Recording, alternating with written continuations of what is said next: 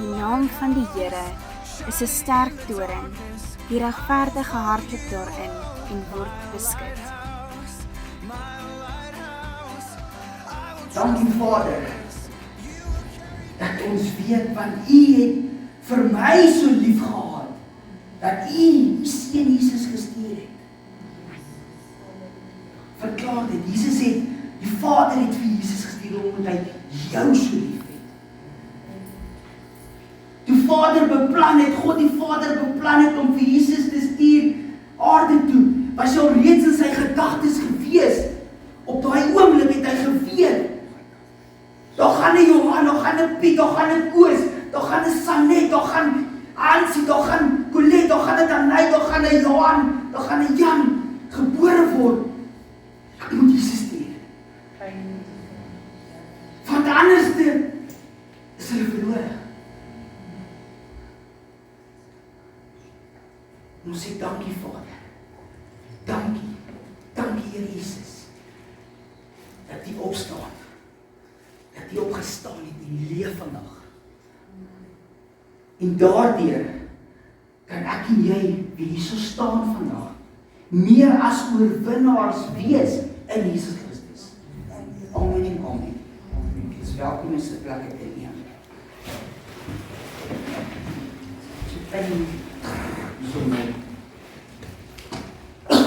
Ekskuus julle.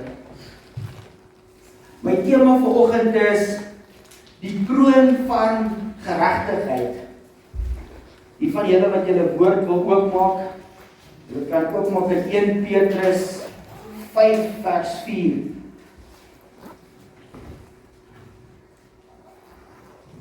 Ek gaan bietjie daarso lees vir ons.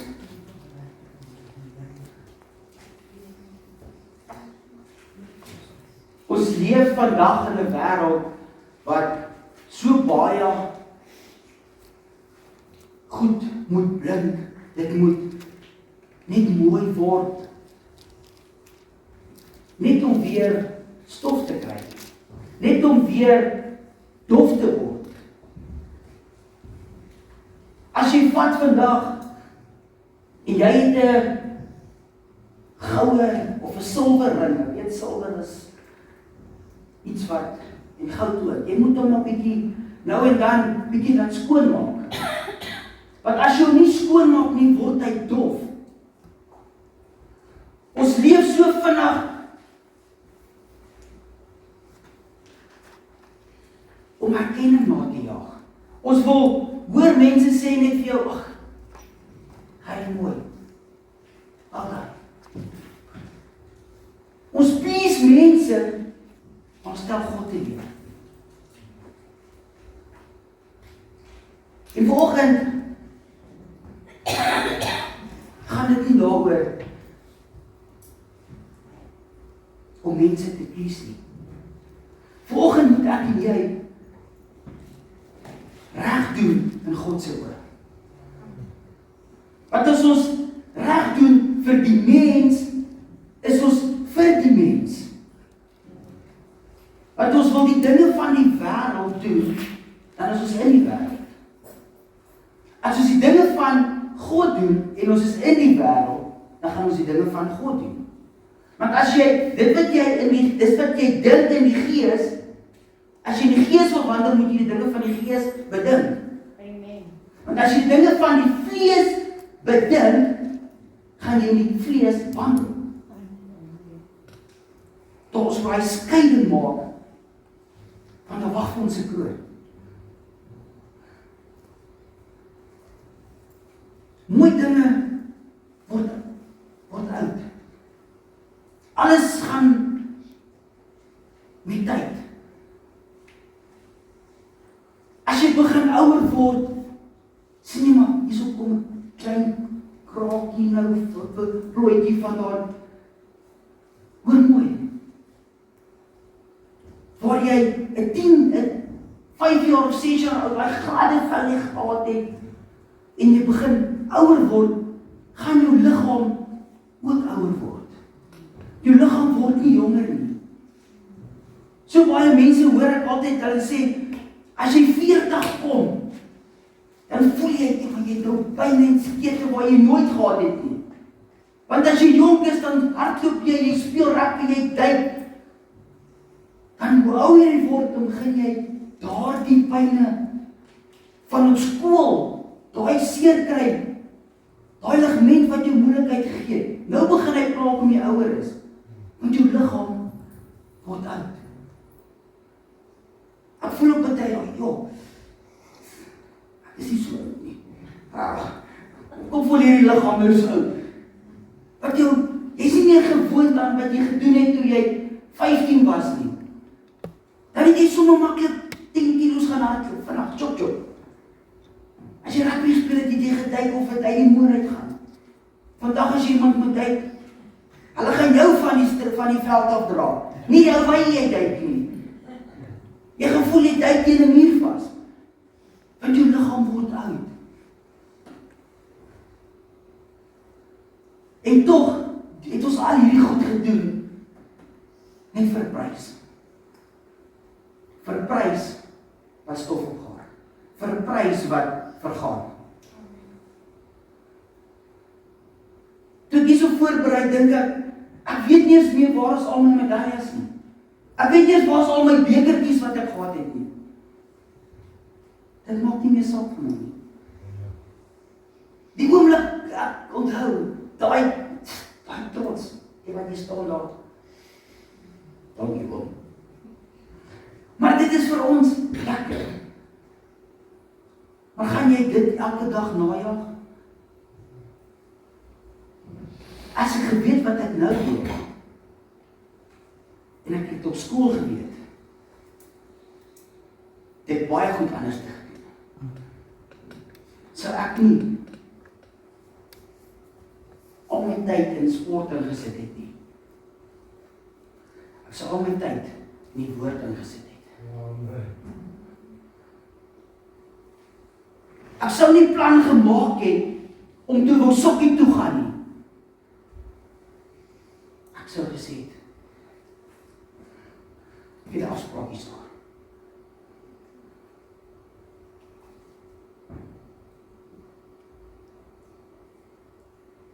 Die manual vir my en vir jou is die binne. Die mense is so geneig om te sê, daar is nie 'n manual om 'n kind groot te maak nie. Al is hy. Hier is die manual om jou kind groot te maak.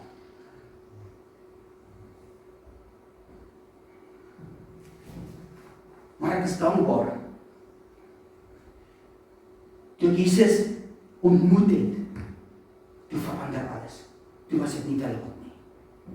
Toe kon ek die manual, die woord van God gebruik.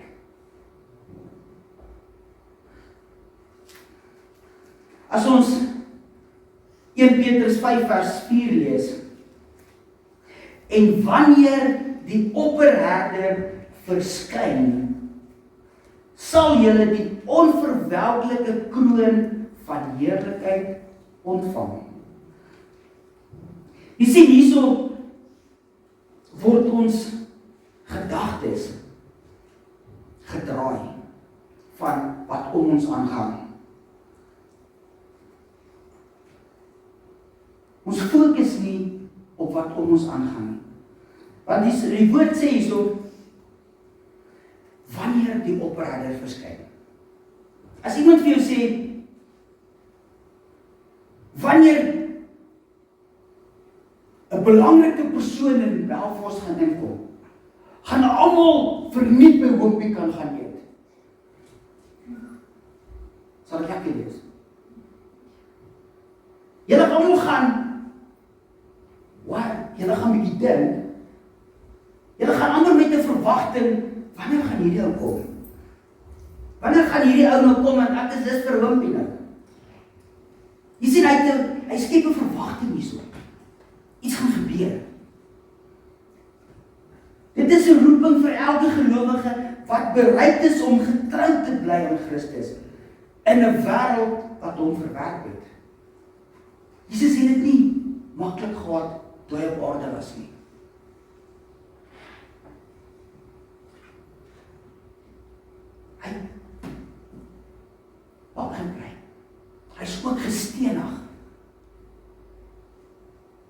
toe hulle hoor, hy is die seun van God.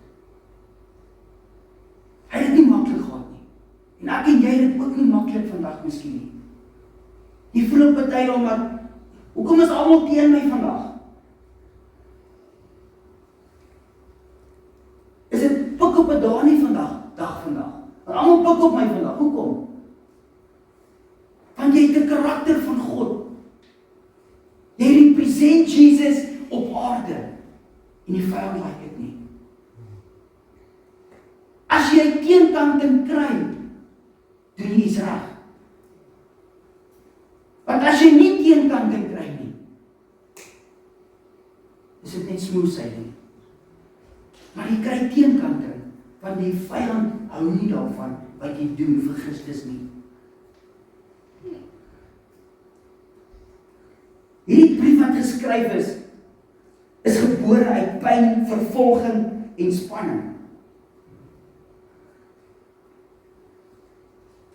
Daar's vir elkeen van ons vandag 'n prys betaal, wat ons betaal vir ons geloof. Daar's 'n prys. Gaan jy die prys opgee? Of gaan jy in die wêreld gaan? Dit sal lekker wees om al hierdie fancy goed te hê. Maar het ons dit nodig? Ons het nie altyd dit nodig nie. Dis 'n prys.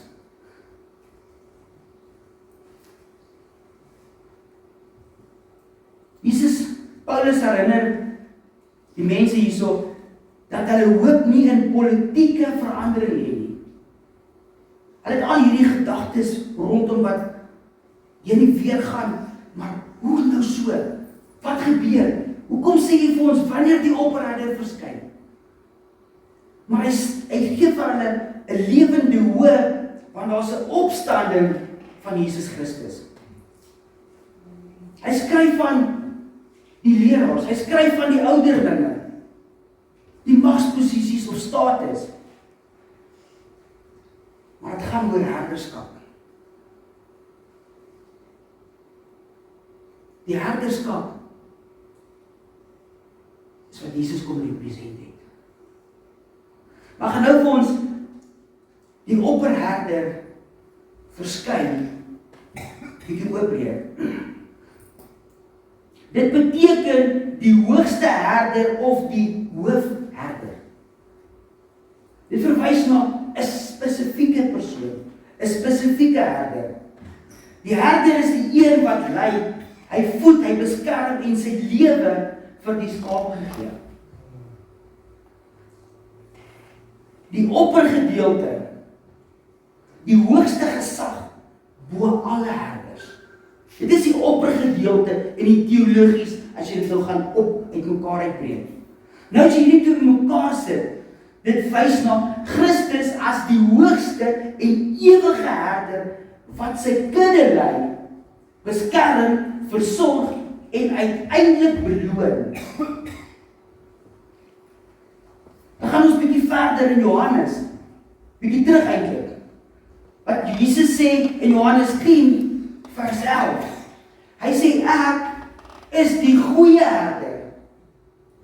Die goeie herder lê sy lewe af vir die skape. Want as ons gaan kyk wat in Johannes 10:10 staan, hy sê die dief kom slag, steel en verwoes. Die tweede gedeelte sê waar Jesus sê, maar ek het gekom dat julle lewe in oorvloed kan hê. Toe sê hy, ek is die goeie herder. Die goeie herder wat sy lewe aflê vir die skape. Die kroon van heerlikheid begin nie by ons diens wat ons doen nie. Dit begin by die kruis, soos al die ander krone wat ons behandel het. Dit begin by die kruis. Daar was 'n doringkroon. Nou kan daar 'n kroon van heerlikheidskroon ontvang word vir ek en vir jou.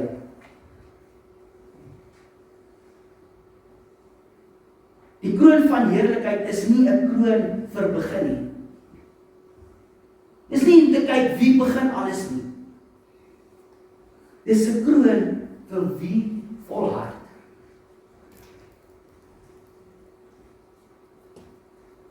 Wie gee op? Dit gaan oor wie gee op in jou geloof met Christus. Wanneer die goed moeilik raak, gooi ons tou in en draai jou rug op Christus? Nee.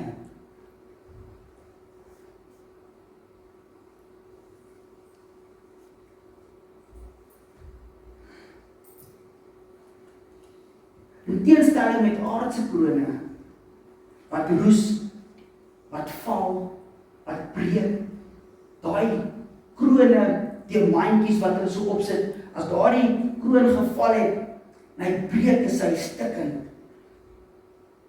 Maar hierdie kroon is vir ewig, dis suiwer, dis goddelik.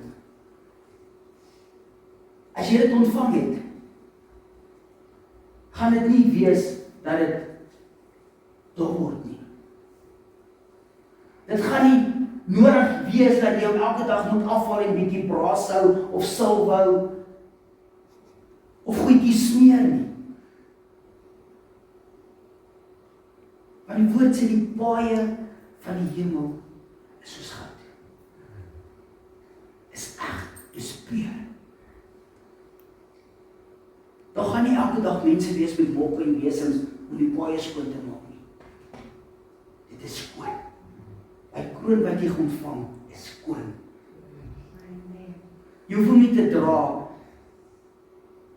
en daardie deliberate, ek moet nou vandag Spar toe gaan, moet gaan silwer koop nie. Ja. Maar hoe is jou verhouding met God vandag? Is jou verhouding jou verhouding met God daai? Of is dit een wat jy elke dag moet net afstof? Want as jy elke dag moet afstof, moet jy besluit maak, ek wil 'n egte verhouding met die Vader hê. Ek wil 'n egte verhouding met Jesus Christus hê. Dat hy nie kan dol word nie.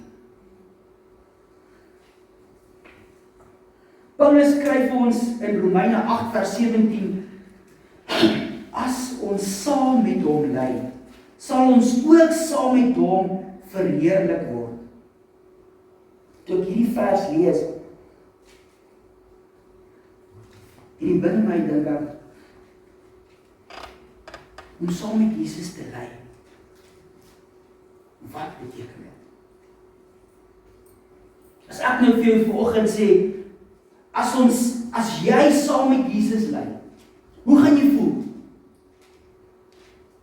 Moet ek swaar kry? Dis nie waar dit gaan nie. As ons in die bietjie gaan in die teologiese gedeelte gaan kyk van wat beteken hierdie ly?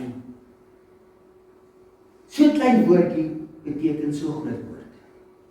Dit beteken heiligmaking.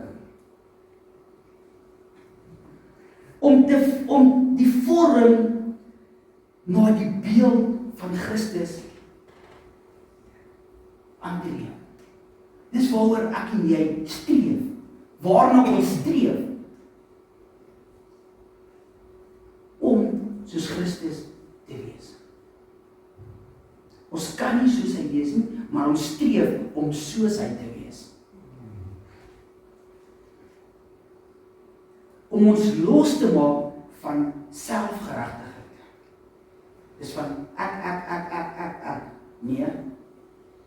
Hierdie ek, as hy doodgaan, dan kan Christus beheer neem van die ek. Amen. Want as dit ek is, waar's Christus? Maar as dit Jesus, ek wil soos U wees. Jesus, wys vir my die pad. Jesus, dit. Gaan alles verander.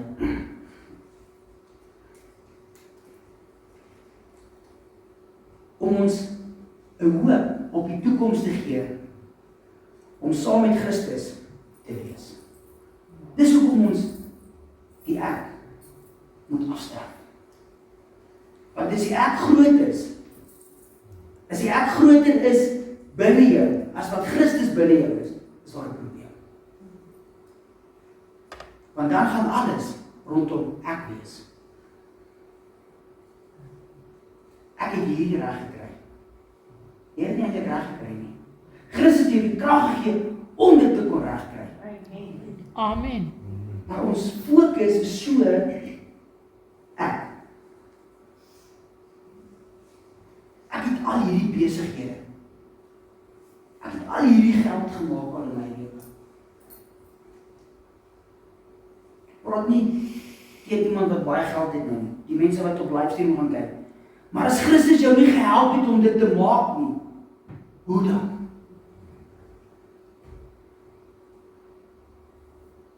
Praat met 'n ou. Hy sê hy het soveel plase. Hy het al hierdie goed. Ek vra hom die vraag, maar ken jy Jesus? Nee. Hy weet van hom, maar hy ken hom nie.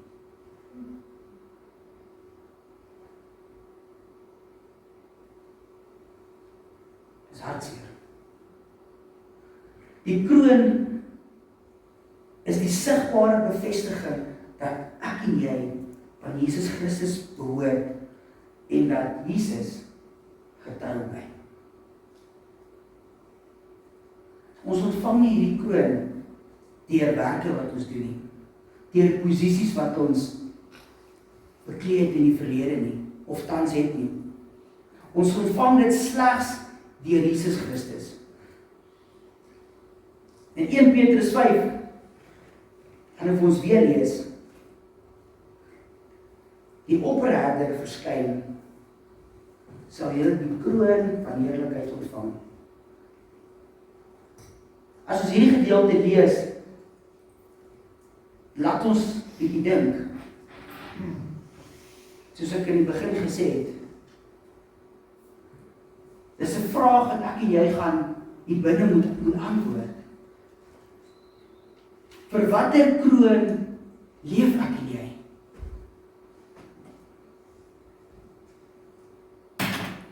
Leef jy die kroon vir wêreldse erkenning? Leef jy net om vir die wêreld genoeg te wees? Of leef jy dat Christus eendag vir jou sal sê, wel gedaan, Amen. wel gedaan.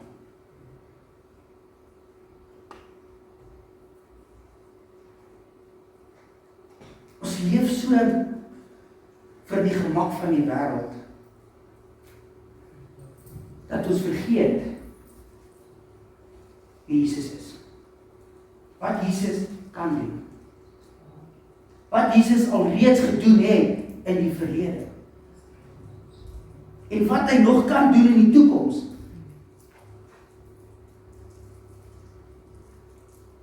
Ek en jy, as kind van God, het te werk.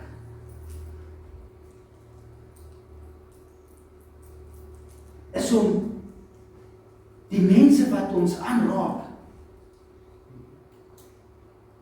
Jesus te represent. Want as ons Jesus represent, gaan iemand sy lewe kan verander. Dis nie net die leraars of die ouderlinge of die diakense werk nie. Dis elke een wat hier so sit vandag.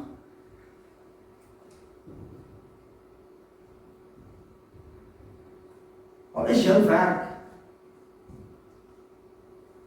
in die korporatiewe wêreld miskien onder, sien God jou nie as onder nie.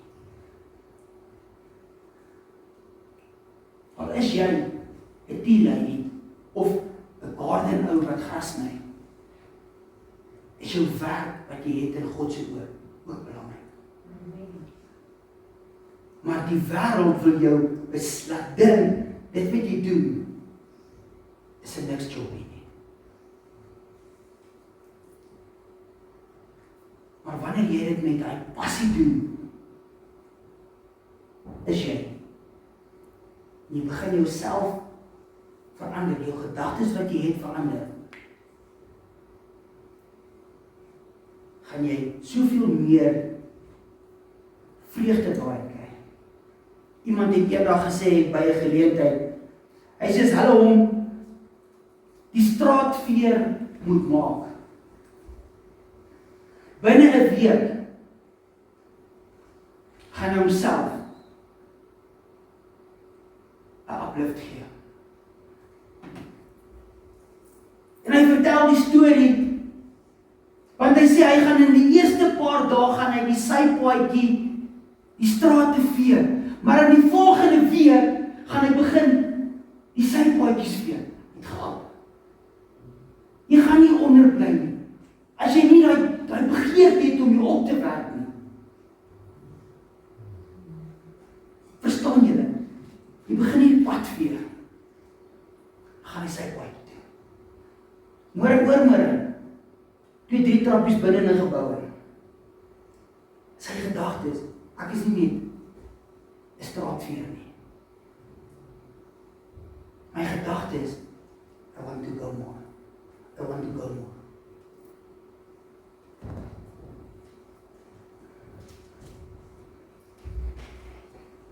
Wanneer die opperherder verskyn, dit is nie as dit gaan gebeur nie. Want as is daai hout as jy klaar gebraai het. Dit beteken niks meer nie. Niks. Maar wanneer Christus verskyn,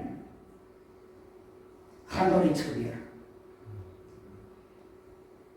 En dis die dag wanneer ek en jy na uitsien.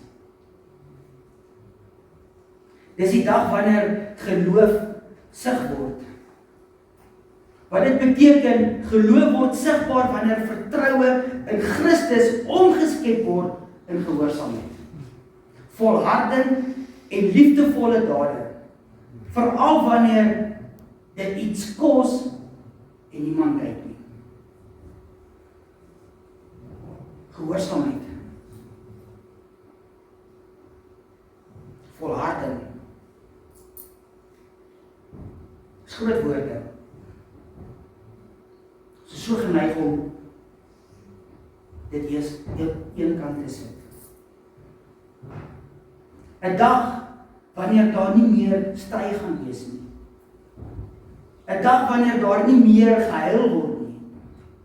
Daar nie meer in daai worstel hier binne in jou gesit word oor besluite wat jy nie weet hoe om dit te maak nie.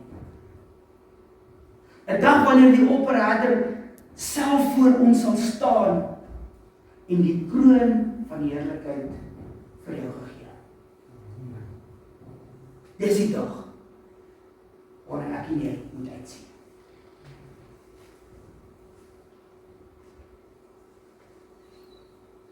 Dis nie die dag wat ons hoop 'n belangrike ou kom in Belfast en ons gaan oor die ry. Daardie, wanneer Jesus kom, is baie meer as dit. Is baie meer werd vir my en vir jou as daai hoompie. Amen.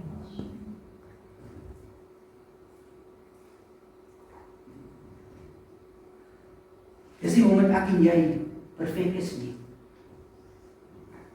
Maar is omdat Jesus getrou was. Maar laat ek en jy elke liewe boetie, elke liewe sussie wat hierso sit, laat ek en jy ons fokus hou op Jesus. Amen. En nie ons fokus op die wêreld hou nie.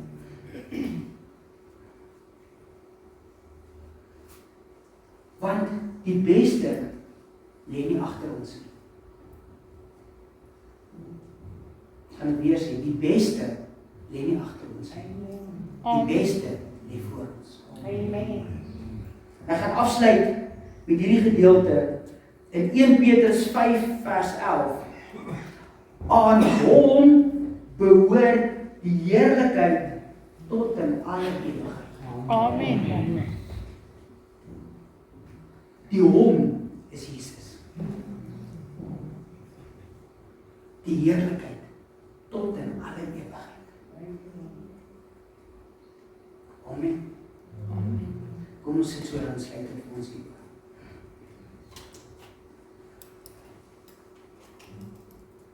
Here Jesus, dankie dat ons net stil word en weet daar gaan 'n dag wees wanneer U ons kom haal. Here Jesus, daai dag wanneer dit gaan gebeur, gaan al die hartseer wat daar is, al die verwyte wat daar is, al die goed van ek is nie goed genoeg nie, ek het verkeerde besluite gemaak, ek het dit gedoen, ek het dit verkeerd gedoen, ek het dit gedoen, is alles verby.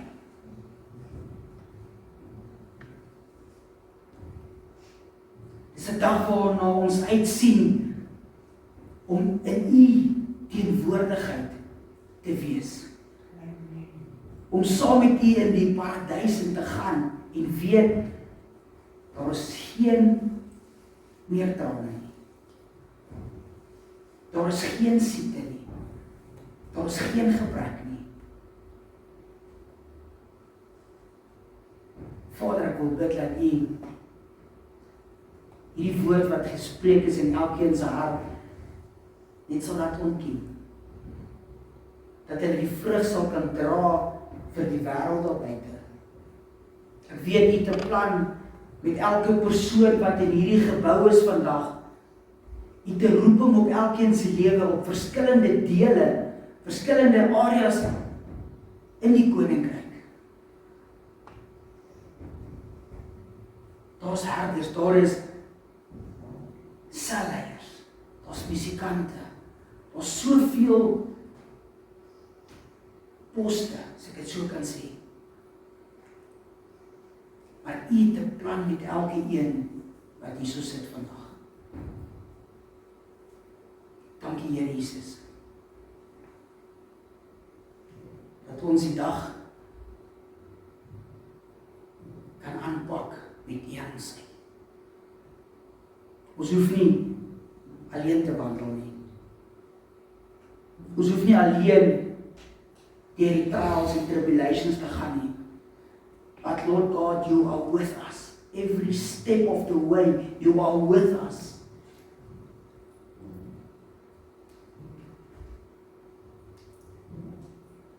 Thank You, Lord, that You will never leave us. You will never forsake us. Because You are a loving God. Dankie Here, Vader. Dat goedheid en guns deel van hierdie gemeente se lewe sal wees. Want wanneer hulle voel iets agtervolg hulle, is dit goedheid en guns. Sal jou agtervolg al die dae van jou lewe. Dis my gebed in Jesus se naam. En almal sê amen en amen. Amen.